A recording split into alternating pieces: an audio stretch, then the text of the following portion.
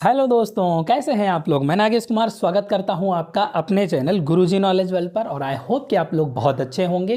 तो आज मैं लेके आया हूं पॉलिनोमियल्स यानी factorization of polynomials part second. ठीक है, एक्सरसाइज 2.2। इसमें मैं आज आपको पढ़ाने जा रहा हूं 3 क्वेश्चंस मैंने करा दिए थे, उसके बाद 4 to 6 क्वेश्चन जिनकी मैंने आपको बताई थी कि आपको प्रैक्टिस करना है, खुद से क्वेश्चंस लगाने हैं और मैं आपको अगली क्लास में क्या करूंगा, उनको डिस्क्राइब करूंगा कि आपका सॉल्यूशन सही है या गलत है।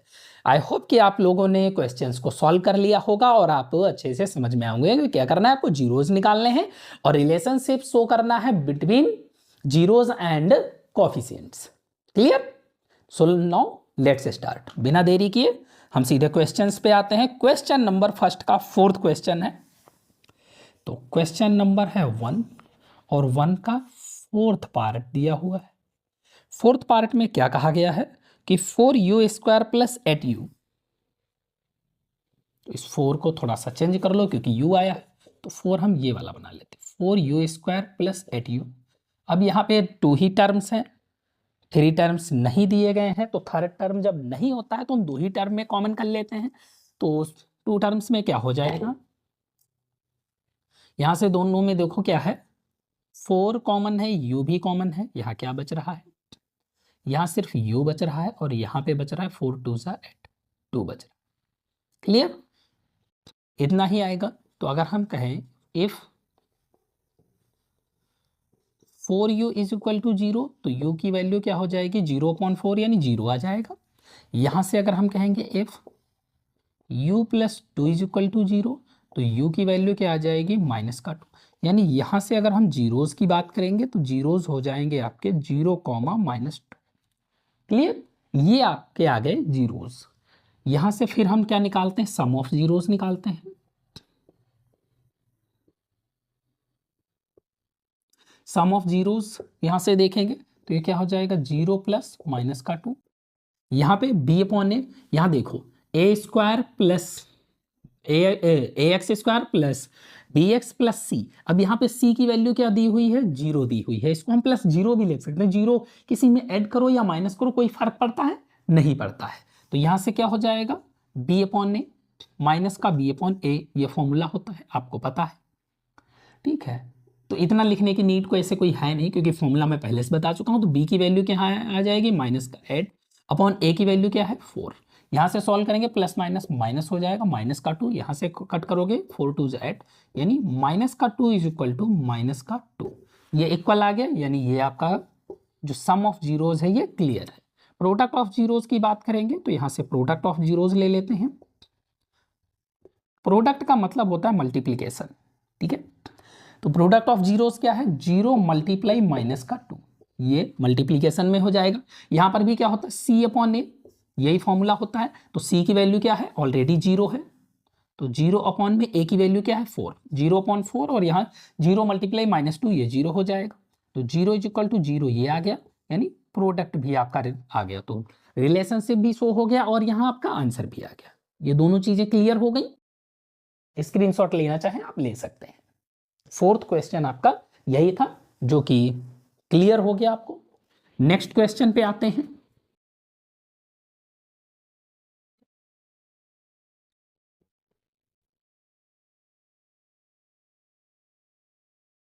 क्वेश्चन नंबर 5, इतना लिखा रहने दो, हर बार लिखने की जरूरत थोड़ी है।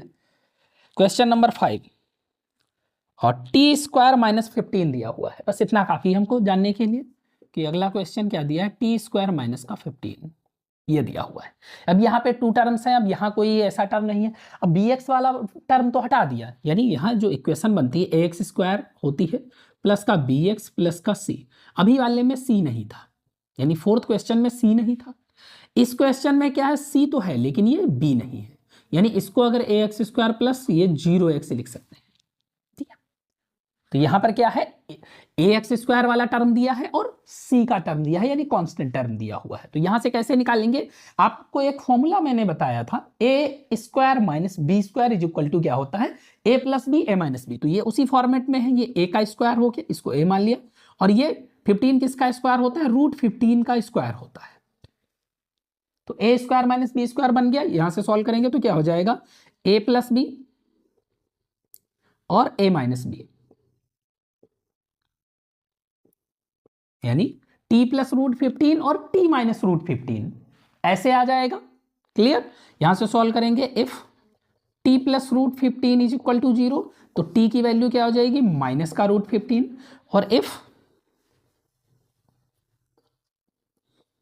T minus root 15 is equal to 0, तो यहां से टी की वैल्यू क्या हो जाएगी, प्लस का रूट 15, यानी रूट 15। तो जीरोस क्या आ गए आपके, यानी ऐसे लिख सकते हो प्लस माइनस रूट 15, या फिर इसको ऐसे लिख सकते हो रूट 15 माइनस का रूट 15 कॉमा प्लस का रूट 15, ऐसे करके भी लिख सकते हो, बात वही होती है। क्लियर। सम ऑफ जीरोस करेंगे तो ये क्या हो जाएगा, रूट 15 पहला वाला मान लिए माइनस का आया तो माइनस का रूट 15 प्लस का रूट 15, यहां क्या हो जाएगा b अपॉन ए, तो b यहां पे क्या पहले से ही 0 है और a की वैल्यू क्या है t, यानी 1 दी हुई है। ठीक है, मल्टीप्लीकेशन होता है ना, a की वैल्यू क्या है यहाँ पे 1 इंटू टी, 1 है, तो यहां से क्या हो जाएगा, ये प्लस और माइनस कट गए, 0 ये 0, तो 0 इज इक्वल टू 0 आ गया। ये रिलेशन क्लियर है। प्रोडक्ट में देखिए c अपॉन ए होता है फॉर्मूले में, और इधर क्या हो जाएगा माइनस का रूट 15 मल्टीप्लाई रूट 15, यहां से c अपॉन ए, c की वैल्यू क्या दी हुई है पहले से, क्या है माइनस का 15 अपॉन में a की वैल्यू क्या है 1 है, यहां से माइनस माइनस हो जाएगा और 15 रूट 15 मल्टीप्लाई रूट 15 15 आता है, तो माइनस का 15 इज इक्वल टू माइनस का 15। ये भी क्लियर हो गया। डन। तो ये भी क्वेश्चन क्लियर हो गया आपका। अभी फर्स्ट सेकेंड थर्ड क्वेश्चन में 3 टर्म्स होते थे, यानी ए बी सी तीनों दिया होता था। फोर्थ क्वेश्चन में आपको बी नहीं दिया हुआ था, नहीं हाँ बी नहीं था, बी था सॉरी। फोर्थ क्वेश्चन में आपका सी नहीं दिया हुआ था और फिफ्थ क्वेश्चन में आपको बी नहीं दिया हुआ है। तो अगर कोई भी टर्म नहीं दिया होगा तो भी आप कैसे क्वेश्चन को सॉल्व करेंगे, इस तरीके से। क्लियर। नेक्स्ट क्वेश्चन पे आते हैं।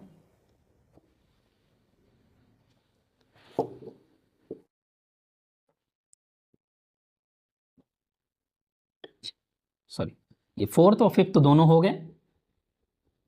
काफी इजी क्वेश्चंस होते हैं, बहुत ही अच्छे क्वेश्चंस हैं और इजीली आप इनको सॉल्व कर सकते हैं, या अदर्स क्वेश्चंस में भी काफी हेल्पफुल रहते हैं अगर आपको फैक्टराइजेशन अच्छे से आता है तो।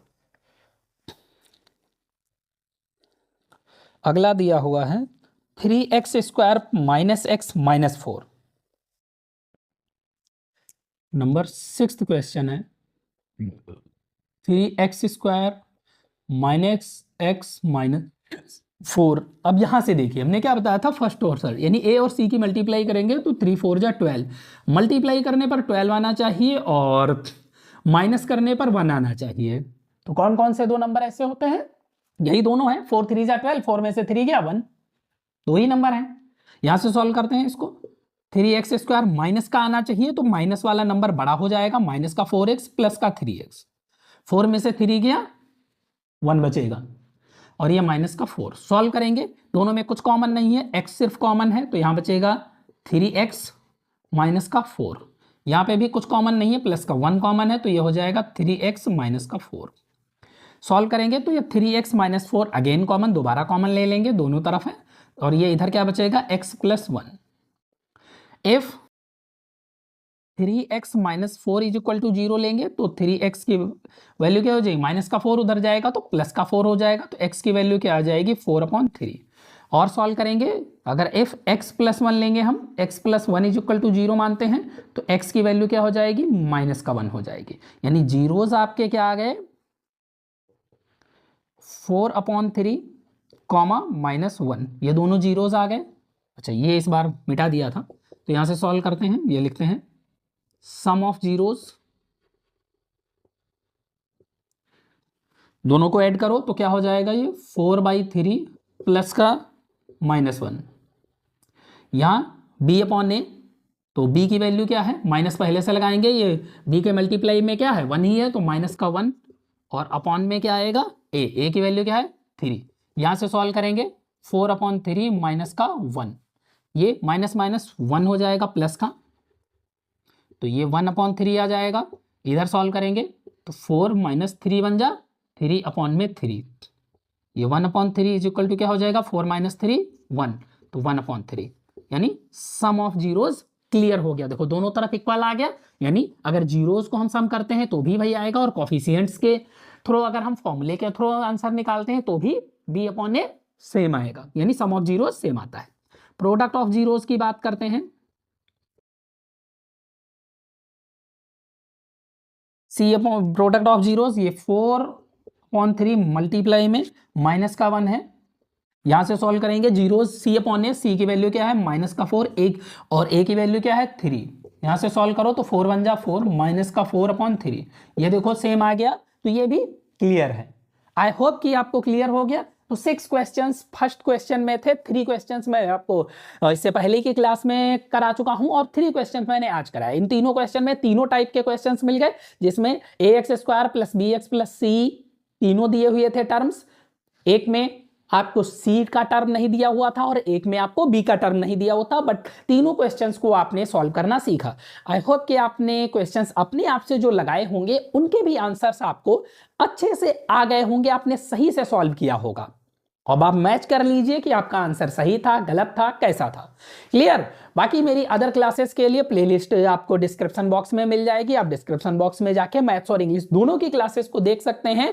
चैनल को सब्सक्राइब कर लीजिए जिन लोगों ने नहीं किया है, और अपने फ्रेंड सर्किल में शेयर करिए, जिससे उन लोगों को भी मेरी क्लासेस का बेनिफिट मिल सके। So thank you friends, have a nice time.